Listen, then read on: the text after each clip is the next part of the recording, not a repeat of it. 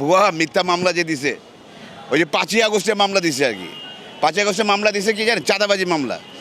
চাঁদাবাজি মামলা কত টাকার জানেন? 5 লাখ টাকা। কে চাঁদাবাজি করছে?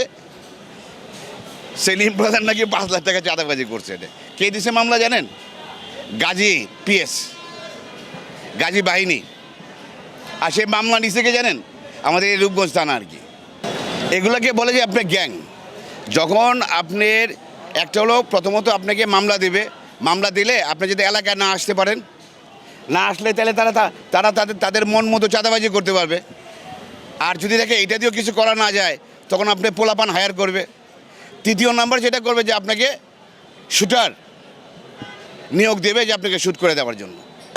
আপনারা তো ভালো করে জানেন, মিডিয়া ভাই জানে, দেশের মানে আপনাদের রূপগঞ্জবাসী সবাই কিন্তু জানে, বাট কেউ মুখ খুলে বলতেছে না। কেন বলে না জানেন? ওই একই ভয়।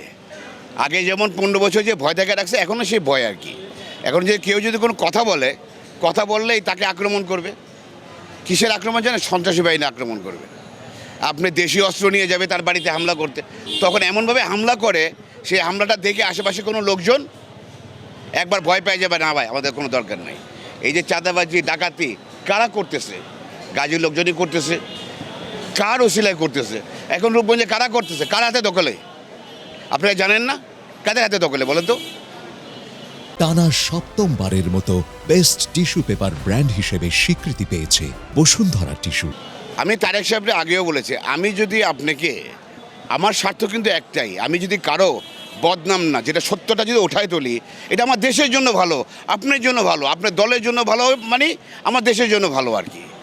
এখন আমি সেটা বলতে গেলে আমি অপরাধী। এটা তো আপনি তো বলেছেন না কথা বলার স্বাধীনতা আছে। কোথায় সেই স্বাধীনতা বলেন? আপনাদের সবাইকে আমি অনুরোধ করব, দয়া করে আপনার রূপগঞ্জ থেকে তাকান। আপনার রূপগঞ্জের অবস্থা বাংলাদেশের যে কোনো উপজেলা থেকে খারাপ, আগেও ছিল, এখনও আছে। কারণগুলো হলো আপনার প্রশাসনের দুর্বলতাও আছে, সন্ত্রাসী তো আপনার শেষ নাই, ওই একই সন্ত্রাসী। আপনার আগে যে সন্ত্রাসী ছিল আর বর্তমানে যারা মনে করে ক্ষমতায় আসে নাই তারাই ক্ষমতায়।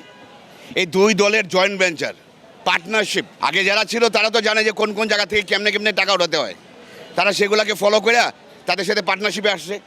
আগে যদি রেট ছিল 100 টাকা, এখন তারা রেট বেড়ে গেছে 200 টাকা।